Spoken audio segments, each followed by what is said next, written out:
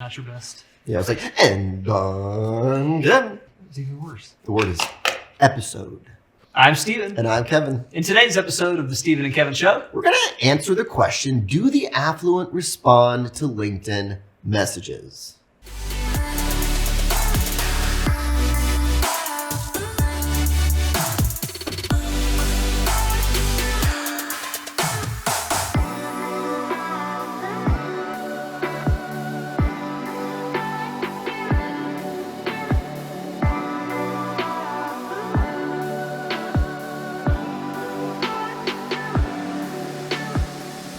Welcome back, everybody. Episode number 91 of the Steven and Kevin Show. Today, we're going to be talking about LinkedIn messages. The right, the wrong, the best, the worst. How you go about doing it. Right. There's no doubt that this is a topic that gets a lot of attention from financial advisors, and rightfully so. It's very intriguing, right? It's using LinkedIn to message prospective clients and to try and get them to respond to you. And I think for a lot of advisors, it's kind of eerily familiar. Right? They think about their cold calling days or door knocking days or whatever it might be. And it's like, I can replicate that through LinkedIn. Yeah, I think everybody looks for something that's scalable. Yes. If I can do it once or twice and it works, why not do it 100 times? And what's really interesting in light of this whole pandemic we've been through is that the volume of messages going out has increased. For sure. I don't have an ounce of data behind that. My inbox tells me that. I feel your pain there, right? And we'll talk a little bit about some different approaches today as well. But one of the things that we did to kind of understand this concept a little more is we did a research project in partnership with Hartford Funds, where we researched affluent investors, those with at least $500,000 or more in investable assets. And we asked them, would you respond to a LinkedIn message from a financial advisor? Yeah, and the answer really depended upon the person's age. The younger person out there was more likely to engage, at least more likely to report being willing to engage. Those under 45, 39% of those under 45 said they would engage with a LinkedIn message from a financial advisor. 11% of those 45 to 65 and 4% of those over 65. So you can see the trend line that the younger they are, the more receptive they might be. In fact, the more they probably use the network. It makes a lot of sense, right? You just wonder. I mean, and these are people, by the way, who said they're very likely to respond. Yeah. Right. Now, in our experience, those are really high numbers, right? I mean, when we've run this kind of campaign before, and we've done it more in a colder method for an advisor, but 39% of the under 45 group. No, not 100 years. But I think it's, they're understanding of the concept. They're willing to play the game of the concept, right? So how often are they on the network? Are they willing to respond to you specifically as a financial professional? It's surely not 3.9 out of 10. Right? Exactly. Right. So a lot of variables here, but generally you would look at it and say the younger people are more receptive to the technique in general. So maybe focus your efforts on that demographic. Yeah, exactly. But I even think the 45 to 65 is pretty solid, right? 11% of those. And then older 65, 4%. I mean, I just probably wouldn't take this approach. Probably not the best approach for that demographic. Now, when you're thinking about, okay, well, how should I go about doing this? If this is something that I want to incorporate into my practice, I want to send DMs to prospective clients, what does that strategy look like? As we think about it, we feel like you really have two main variables that you're playing with. The first variable you're playing with is volume, right? Are we going to send a ton of these messages out, hundreds, thousands, or are we going to send just a handful? Yeah. The second variable that we're looking at is personalization. Right? Are we going to take the time to really personalize every message, or is this going to be a sequence that's sent in mass? Yeah. Kevin, what would influence the amount of volume you would send? If you're a financial advisor, what would influence the amount of volume? Well, availability of the target market would be one, right? Like how selective am I? When I'm running an advanced search on LinkedIn, am I getting a lot of results? Am I just getting a handful of results?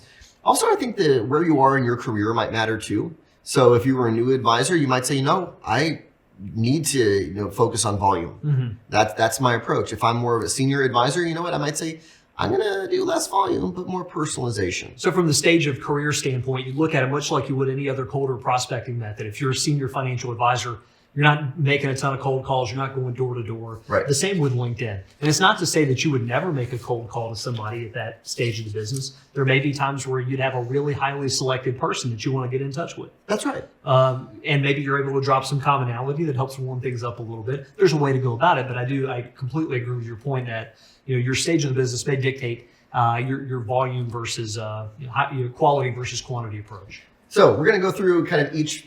If you think about volume and personalization, and you were thinking about it more in like a quadrant format, there's 4 main options, right? The first one is going to be high volume, high personalization. That would be ideal, right? Like I'm doing hundreds of these and I'm personalizing that approach with every single person.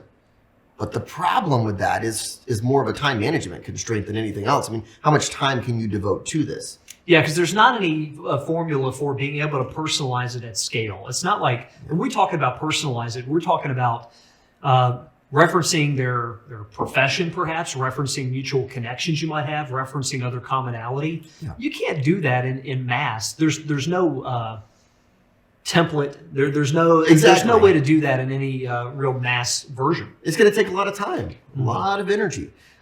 So then if you look at the other options, say you say high volume, low personalization. This is what a lot of advisors do. And usually when they implement something like this, they use like a bot, some sort of web-based system. And even if you're going that route, it probably makes sense to use something like that. But Stephen, what would be some of the risks of a high volume, low personalization approach? Well, this is not going to work all that well, for one, and that's frustrating. But two, there's reputational risk involved that, if when I say my inbox is full of this stuff and yours is too, it's full of people taking this approach. Yes. High volume, low personalization. They can do it. And I'm sure they get lucky from time to time, but most people look at it and frown on it. Right. Most people see that as a little bit more of a spammer approach than you'd want to be seen as a highbrow financial advisor. Right. So, when you look at what the risk is, well, maybe you burn a lot of time doing something that's ineffective, but but worse than that, maybe it damages your reputation in some way. Yeah, and there's a risk of being banned by LinkedIn. We've seen accounts get banned. We've seen accounts be put in the LinkedIn penalty box, where now it's required that you know someone's email address before you can message them, which really puts a damper on your whole campaign. And we've said we've seen this. We've been there. I've been in the penalty box like twice. So yeah, I mean, we get it. But look, I mean, if you're newer to the business, we're not saying that this approach doesn't work, because it does. Yeah. I mean, you hit someone at the right time, at the right moment, you do enough volume, you get lucky. All right. Another approach here, low volume, low personalization. I mean, for us, we would say don't even bother, right? And then low volume, high personalization. If you were an advisor, Stephen, is that the approach that you would take? Again, I think it depends on the stage of the business. But if I'm somewhat, if I'm not brand new to the business, I certainly would. Yeah. If I'm a little bit more tenured, and I don't mean like 40 years tenured. I mean 10 years even or less. But I would focus on trying to make inroads with people that I have a lot in common with. Mm-hmm. Maybe a really close connection that we share. Maybe it is that I used to work at their company. Maybe it is they're part of a niche market that I focus on, and it's just my sweet spot. But those are the people that I think you have the most chance of reeling in. And the more energy you put into personalizing the message and referencing those commonalities and staying in front of them, staying in that inbox, the more chance you have of nailing that. And when you personalize the message to that extent, they don't look at it as a spamming approach. You're referencing the fact that I specialize in your market. We've got contacts in common. There's a definite reason why I'm reaching out to you. Yeah, exactly. I like that approach as well. So your two options, if you're thinking about this just, from a logistical standpoint, and also one that's going to get results, is you're either going to go high volume, low personalization, or you're going to go low volume, high personalization. So Kevin mentioned a point earlier that I think is worth revisiting. So if you're the more tenured advisors and you want to go to the low volume, high personalization, great. We think that's got a lot of value out there. If you're one that says, you know what, who cares about the reputational risk? I need to bring in some assets or I'm out of here. I'm in my new advisor phase. I'm hungry. I got to make this happen. Yes. The volume approach can work because Kevin mentioned you put your message in front of somebody at the right time and right place. So think about the numbers here. Let's say that, hypothetically you send out 100 messages. Mm-hmm. I'm just throwing out numbers here. Let's say you send out 100 messages to people. Maybe there's 80 people that don't even use LinkedIn that much. They don't even see it. Maybe there's another 10 who read it who are like, I'm really happy with my financial advisor. Mm-hmm. Maybe there's 5 who read it and they manage their own money. Maybe there's 2, you start to work down the numbers. You've got to send a lot of volume to arrive at maybe that one person who's unhappy with their advisor right now. Right. Maybe that one person who's in between jobs. Yeah. Maybe that one person who has it on their to-do list, call around to some financial advisors. And guess what? When you end up in their mailbox at that time, magic happens. Yeah. Right? But we don't get there without some scale. So, can I throw one more wrench in today's session? I like wrenches.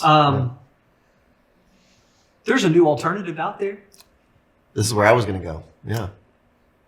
Whenever I have a good idea. That's where I was going to go. No, LinkedIn, we have done it. I mean, really, we have done it for our own marketing efforts, Sure. for our clients' marketing efforts for a long time to manually message. And one of the new features of LinkedIn as an advertising network is not only the ability to advertise in someone's news feed. So for those of you, if you're thinking about LinkedIn, once you scroll through on your phone or your desktop, when you scroll through that main feed, that's your news feed. And you've long been able to advertise there, right? Just like you would in Facebook, that's a traditional advertisement. But now you have the ability to advertise as a message or even as a conversation. So in essence, and I'll give you the short version of this, you can pay LinkedIn to send messages on your behalf. And there are some benefits to doing it that way. Does it cost you more money than doing it manually? Yeah, Sure. because you've got to pay LinkedIn to be able to send these messages. But you will never be seen as a spammer with that approach. Because you're paying to be in that inbox. Right, and it shows as a sponsored message. The other benefit is the targeting. So the targeting that you have available when you do the manual messaging is based on your ability to use LinkedIn searches. So you're going to go in and search based on where someone went to school, where they live, where they work, what their title is. And you're going to send them a message based on some of those things. You do not have access to some of the most valuable intel that LinkedIn has. True. Including LinkedIn, if you're advertising through the message feature, if you're sending paid messages out to people, it'll tell you those who are in between jobs. It tells you those who are in the job market. It tells you those who own companies of a certain size. It tells you how long they've been employed somewhere. It tells you their gender, their age. A lot of demographic information to be super valuable in your messaging campaigns. The age one being huge, right? I mean, I can't tell you how many advisors I've worked with who are training how to run searches through Sales Navigator, and they're like, well, how can I target by age? You can't through Sales Navigator. But if you run message ads, that's something that you could do. So you only want to run message ads with something really compelling. So your message ad most times is not going to be, hey, wanted to connect. Right. Like you're doing well, right? No, yeah. That's not your message ad. Your message ad would be something with a bit of a hook to it. That might be download my white paper. Inviting them to an exclusive webinar or event. Yeah, and you want to go that route because it's not, it's not over the top expensive, but it's not dirt cheap to do this. Yeah. Generally, when you're looking at the price per message send, which is how you would pay LinkedIn to make this happen. If you said, hey, LinkedIn, I want to send message ads, you would go through and pay somewhere between 20 and 80 cents per message send. So it depends upon the target market. Yeah, Right? if you said, I really want executives at a certain company, you're going to be at that 80-cent range, right? You're going to be at the high end of that. And it's going to cost you a fair amount to do that. You'll also have limited results. You can't, therefore, message everybody at that company every day. LinkedIn will only do it ever so often. So your spend is going to be dictated by how detailed your target market is. So when you look at the numbers of what's possible there, you're paying them to send it. On your dashboard, you can see how many messages have been sent, how many have been opened, and how many have been clicked upon. So the tracking is just fantastic here. Yeah. And ultimately, you're looking to put that really valuable offer in front of a really valuable audience and see what happens on the back end. Yeah, that's it. And message ads. So if you're saying I need high volume, but I don't really want to take that reputational risk or to get banned by LinkedIn, message ads would be a really good alternative. The other thing, I think you may have hinted at it just a second ago, but the other neat thing about message ads is like you can only get like one inbox, message ad a month, right? So you can't get a ton of them. And then the other thing is that the user only sees it when they log in, right? So once the user logs in, bing, they get that little notification and it looks like they just got a message, which is kind of neat. The other thing outside of message ads would be conversation ads. These are in beta right now with LinkedIn, but these are almost like if you've ever been on a website and you're chatting with someone to decide through a bot where you can answer questions like, hey, did you have a question about this or this? And based on what someone selects, it shows them, an additional message. Right. It's kind of cool, actually. So I'll give you a hypothetical. Let's say that you put out an ad, a message ad or a conversation ad as it may be, that says, hey, we've got this snazzy white paper you may want. And they might get a couple of options at the bottom of that message that say, yes, download now, or tell me more. And if you click tell me more, it's going to tell you more about the white paper that exists. Now, all of this, not to get into super depth about LinkedIn Yeah, we were messages not here, planning on this. but all of this can tie into LinkedIn embedded lead forms. So, the mechanisms here are pretty smooth, and it takes you beyond some of the manual messaging capabilities you might have had before. So we think even if it doesn't become your go-to marketing effort, it's worth exploring because LinkedIn happens to be a place where a lot of people with money exist. So if you're saying, you know what, no, I'm going to do low volume, really high personalization, that's something that you're going to do just manually. Like, but you can, because it's not something that, you're sending out, 500 messages this month, right? I'm sending out 50, but they're really highly targeted and really, really personalized to that person. So a couple different options there. We think it's a big opportunity though. I mean, there's no doubt for us as a business, we do get a lot of business through LinkedIn. We get a number of advisors who actually don't fill out a form on our website and they just message one of us through LinkedIn.